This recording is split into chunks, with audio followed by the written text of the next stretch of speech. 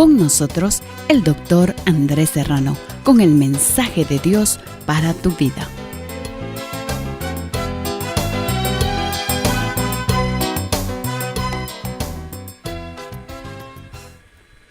Padre, te damos gracias en estos instantes por tu amor, por tu bondad, por tu misericordia. Bendice, Señor, nuestra vida, bendice nuestra ser, bendice nuestra alma, Señor. Venimos ante tu presencia reconociendo las faltas que tenemos y los errores que cometemos a diarios. Ayúdanos, Señor, en el nombre del Padre y del Hijo y del Espíritu Santo, a amarte con todo nuestro ser y con todo nuestro corazón. Y habla a través de tu palabra, Señor, que va a ser expuesta en estos instantes por Jesucristo. Amén y amén. El apóstol Pablo, escribiendo a nuestros hermanos en Roma, en el capítulo 13, verso 8 al 10, dice: no debáis a nadie nada, sino el amaros unos a otros, porque el que ama al prójimo ha cumplido la ley.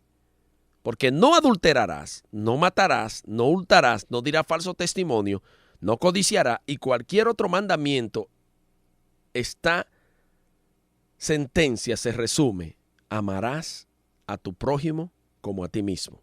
El amor no hace mal al prójimo, así que el cumplimiento de la ley es el amor. Aleluya. El cumplimiento de la ley es amor. Y vamos a tener como tema las deudas que deben ser pagadas y la deuda que no puede pagarse nunca. Las deudas que deben ser pagadas y las deudas que no pueden pagarse nunca. Estuvimos hablando anteriormente acerca de lo que Pablo ha hablado en este libro, sobre todo, en esta carta, cuando le escribe a los hermanos en Roma. Y hemos repetido en varias ocasiones que escribió una carta a una iglesia que desconocía, a un lugar que nunca había llegado antes de escribir esta carta. Después de la escritura de la carta, él aparece en Roma, posteriormente después, donde también fue aserrado. Y en los pasajes anteriores, el apóstol habla sobre lo que podemos calificar de deudas bíblicas del nombre en el versículo 7 mencionado en el pasaje anterior. Todas estas deudas públicas, el derecho de nosotros ser buenos ciudadanos, de cumplir con el hecho de ser ciudadanos, pagar los impuestos, pagarle al Estado lo que nosotros tenemos que pagarle al Estado, y así sucesivamente. En primer lugar, la que Pablo llama tributo, luego la llama impuesto. Por tributo entiende a aquel que debe ser pagado por los miembros de una nación subyugada. Las contribuciones tributarias que el gobierno romano cobraba en las naciones subyugadas eran normalmente tres. Estaba el impuesto de la tierra, por el cual uno debía pagar en efectivo o en especie 1/10 de su grano o 1/5 de la fruta y el vino producido por su tierra. Luego estaba el impuesto a los rentas, que es el 1% del total de las entradas de un hombre. Luego estaba el impuesto de capitación, que debía ser pagada por toda persona entre los 14 y 65 años de edad. Y eso no ha cambiado. En la República Dominicana, en Estados Unidos, nosotros tenemos que pagar los impuestos personales, los impuestos de la entrada que tenemos por nuestro trabajo, y también pagamos los impuestos de tierra. Pagamos el impuesto cuando se compra una casa, y en Estados Unidos siempre se sigue pagando los impuestos de esa casa, no importa el valor que sea, y se sigue pagando todos los años. Entonces, siempre se tenía que pagar todos los impuestos. Los impuestos de renta se pagaban los impuestos de la tierra y se pagaba el impuesto de capitación, que debía ser pagado toda persona hasta los 65 años de edad. Con impuestos, Pablo se refería a los impuestos locales que debían pagarse, y había derecho de aduana, de importación y de exportación, impuestos que debían pagarse para transitar las carreteras principales, por cruzar puentes, por entrar en el mercado y puerto, por el derecho de poseer un animal o de conducir un automóvil. Pablo insiste en que el cristiano debe pagar sus tributos e impuestos a las autoridades estaduanales y a locales, por pesado que sean lo mismo. Y hay personas que abusan, y hay gobiernos que abusan con los impuestos, pero hay otros que son ladrones, que no pagan impuestos. O sea, el rico evade tanto y tiene un sistema preparado, porque el sistema capitalista es ese. El rico no paga impuestos. Tiene mucha manera de evadir los impuestos. El pobre y el de clase media es el que está siempre pagando más impuestos que cualquier otro tipo de persona en medio de la sociedad. Luego Pablo se ocupa de las deudas privadas. Dice, no debáis a nadie nada. Parece una cosa innecesaria de decir, pero había quienes hasta tergiversaban la petición del Padre Nuestro y usaban, perdonas nuestras deudas como nosotros perdonamos a nuestros deudores, para pretender la absolución de toda deuda u obligación monetaria. Pablo tenía que recordar a su gente que el cristianismo no significa una excusa para negar nuestras obligaciones hacia nuestro prójimo. Es una razón para cumplirla al máximo. Usted sabe la persona que se dicen ser evangélicos y van y buscan prestado y piden prestado y no pagan. Y luego se enojan cuando alguien le cobra. Usted sabe lo duro que es una persona decir que ama a Jesucristo, que tiene a Jesucristo, y por último, se enojan. Cuando usted va y le cobra, se enojan. Hermano, tiene que pagarme. Usted sabe que me debe 30 pesos. Usted sabe que me debe 1,000 pesos. Usted sabe que yo le presté $1,000 a usted para resolver un problema. Ay, hermano, por favor, no sea tan materialista. ¿Cómo usted me está cobrando, hermano? Si Dios lo va a bendecir, usted sembró en mí. Sembró que pague lo que usted debe, ladrón. Tiene que pagar. Y no puede, bajo ninguna circunstancia, engañar a nadie. Ni usar el nombre de Dios para pedir prestado y no pagar. Eso es irresponsabilidad. Y el apóstol Pablo está llamando, ok, paga los impuestos. Paga lo que tienes que pagar. No paga el impuesto de tu casa. ¿Qué te van a hacer? Te quitan la casa. No pague tu automóvil. ¿Qué van a hacer con tu automóvil? Te lo van a reposeer por no pagar. Entonces, cuando alguien con un cariño y con un amor y confiando en nosotros nos hace un préstamo, nosotros tenemos que responder a ese préstamo y no podemos usar la Biblia ni tergiversar la Biblia para no querer pagarla a la persona que nos ha pedido prestado o que nos ha prestado. Hay veces que hay momentos que mejor yo no presto, mejor lo regalo. Porque a veces uno pierde hasta la amistad por 100 pesos, por $100. Se pierde la amistad porque no son los $100 lo que ha quitado la amistad. Es simplemente la actitud del que no le gusta pagar y que a todo el mundo le debe. Y por último tienen que mudarse de la iglesia. Por último tienen que irse de la iglesia. Hay personas que le piden prestado a todo y usan a veces hasta los pastores para decir préstame dinero. En una ocasión estaba hablando con un hermano, yo estaba pastoreando en Toronto y se me acerca y me dice, pastor, estábamos hablando de otras cosas y mientras conversábamos de otras cosas me dice, y le voy a prestar los $1,000 que usted dijo que le prestara a fulano de tal. Yo le dije, ¿cómo? Dice, sí, fulano de tal me llamó ayer y me dijo, el pastor me dice que usted me puede prestar $1,000 y estaba usando mi nombre. Yo le dije, hermano, ¿por qué razón esta persona tiene que usar mi nombre? Yo no le he dicho a esta persona que le pague o que le preste a usted, usted le debe de prestar $1,000. Eso no es así, eso es mentira. Y hablé con la persona y le dice, ¿por qué usted usa mi nombre para pedir prestado diciendo que yo estoy diciendo? Dijo, no, lo que pasa es que si yo le decía que era usted, me lo prestaba más rápido. No use mi nombre para nada. Usamos nombre de otra persona, en el nombre de otra persona, para pedir dinero prestado, para engañar y estafar a la gente. Vamos a un hermano en la iglesia y le pedimos a este prestado. Vamos al otro y le pedimos prestado. Y vamos al otro y le pedimos prestado. La Biblia dice que el que no trabaje, que tampoco coma. Y hay personas que piden prestado para vivir una vida holgada y de vanidad. No es por necesidad muchas veces. Porque yo le voy a decir que si nosotros somos buenos administradores de los bienes que Dios nos da, no estaríamos nosotros en problemas económicos. Estamos en problemas económicos porque muchas veces no sabemos administrar los bienes que Dios nos da. Y son tantos los bienes poderosos y buenos que Dios nos ha dado y tenemos que ser buenos administradores. La Biblia nos enseña eso. Gastamos más de lo que tenemos de entrada, porque queremos vivir al nivel del mundo que está alrededor nuestro, porque si yo no tengo una cosa hermosa o elegante para que mi vecino vea lo que yo tengo, mi compañero, mis hermanos de la iglesia, no me siento bien. No, ¿por qué razón? Usted se arropa hasta donde la sábana le alcance, y si no le alcanza y mide 6 pies, pues encójase entonces, envuélvase los pies o busque cartón.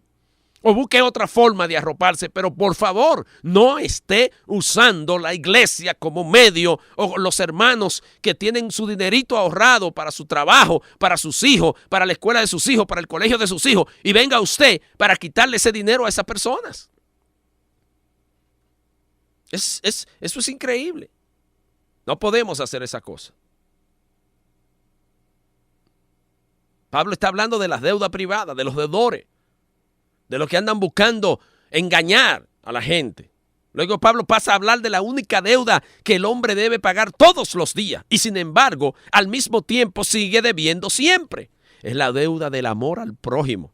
Orígenes dijo, uno de los padres de la iglesia, y añado, la deuda del amor permanece siempre con nosotros, nunca nos deja.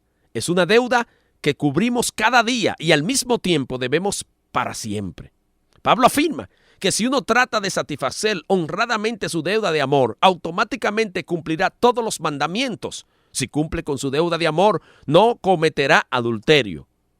Cuando dos personas se dejan arrastrar por sus pasiones físicas, la razón no es que se amen demasiado, sino que se aman muy poco.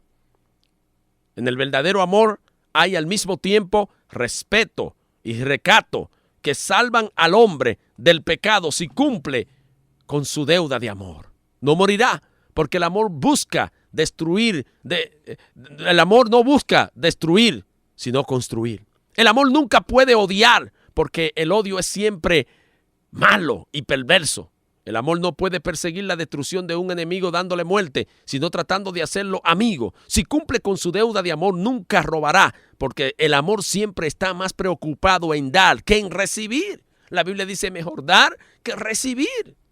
Dios tiene bendición para cada uno de nosotros. Dios nos ha bendecido. Dios nos ha dado en abundancia. Nosotros tenemos el problema. Fíjense lo profundo que hay en una expresión. Cuando yo me casé, me acuerdo que me casé en Toronto, Canadá. Una de las palabras que me dijeron en la consejería, algunas personas, mira, cuando te cases, esto no es, estamos en el siglo XX y en el siglo XX tú no puedes tener tantos muchachos porque la situación económica no es igual, porque tú sabes que uno tiene que ser sabio, no va a tener tantos muchachos. Déjeme decirle una cosa. Yo dije, yo no voy a creer en eso. Le voy a decir por qué. Cuando se lee el Padre Nuestro, dice, el pan nuestro de cada día, dánoslos hoy. Cada día Dios ha de suplir tu necesidad. Dios ha dado para todo. Usted se preguntaría, si Dios ha dado para todo, ¿por qué hay tantos niños pasando hambre y tanta gente? Por lo político. Porque los políticos corruptos y ladrones se roban el pan del necesitado. Ahí es que está el problema. No es que no hay para todo, hay para todo. Hay para todo, ese es un paso. El segundo paso no tiene que ver con lo político, ladrones y sinvergüenza, sino por nosotros mismos que no hemos podido administrar los bienes que Dios nos ha dado y las riquezas y las bendiciones que Él nos ha otorgado. Si cumple con tu deuda de amor, no codiciará. La codicia, epitumía en griego, es el desordenado e incontrolado deseo de las cosas prohibidas, de las cosas que no debe desearse, y el amor limpia el corazón hasta que el deseo se ha ido. Escúcheme bien, yo deseo algo que no puedo tener, pero lo deseo y hago lo que sea, porque el drogadicto, el alcohólico, roba, mata, asesina para consumir sus drogas y su alcohol, para así sostener su vicio. ¿Por qué el pedofilia, que tiene ese problema de abuso contra niños y querer tener relación sexual con niños inocentes? ¿Y por qué lo hace? Por el deseo de subyugar, el deseo del poder, el deseo de controlar. Un niño es controlado y es manipulado y abusan de esos niños. ¿Por qué? Porque hay algo en el interior que le impulsa a hacer esas cosas. Pero cuando usted tiene el amor de Dios, sabe que aunque te vengan esas cosas que son prohibidas, no la va a hacer. No la va a hacer. Hay un famoso dicho, ama a Dios y haz lo que quiera, nos dijo San Agustín. Pero, ¿cómo es eso? Que puedo amar a Dios y hago lo que quiera. El que ama a Dios siempre va a hacer las cosas que le agradan a Dios. Si el amor es el resorte principal del corazón de un hombre, si toda su vida está dominada por el amor a Dios y a sus prójimos, no necesita otra ley, porque la ley del amor hace innecesaria toda la otra ley. La ley del amor hace innecesaria todas las otras leyes. Cuando tú amas, no odias.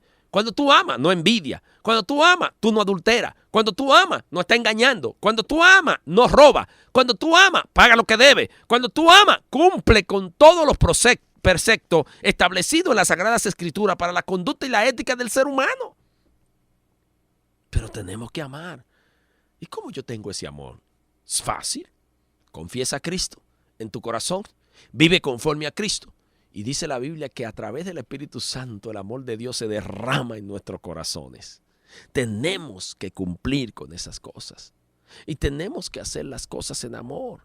Y tenemos que pedirle a Dios que nos ayude. Y tenemos que pedirle a Dios que nos dé fuerza. Y tenemos que pedirle a Dios que nos levante en medio del problema, en medio del dolor, en medio de la dificultad, en medio de la lucha, en medio de todas aquellas cosas que están alrededor tuya que quizás tú no puedas ver ni puedas comprender. Allí hay paz. Allí está Dios para bendecirte. Allí está Dios para ayudarte. Allí está Dios para romper todas las cadenas del enemigo y de Satanás. Dios quiere darte paz. Dios quiere hacerte feliz. Y Dios quiere que tú pagues a quien le debe. Paga las deudas. Paga las deudas. Paga al que debe. Paga. Y trata de ser una persona responsable en el nombre del Señor. Vamos a orar. Padre, te damos gracias en el nombre poderoso de Jesús. Gracias por la oportunidad, gracias por el gozo, gracias por la felicidad. En estos instantes yo oro, Señor, por todos aquellos que están en dificultad y en dolor, en el nombre del Padre, y del Hijo, y del Espíritu Santo. Amén. Muchas gracias por sintonizarme. Te habló el doctor Andrés Serrano, pastor de la Iglesia La Senda, aquí en la ciudad de Corona, California. No te vayas y no mueve el día.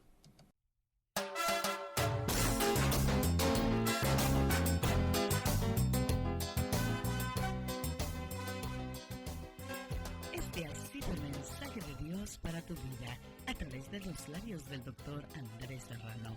Si deseas obtenerlo, puedes comunicarte con nosotros al 951-737-1717.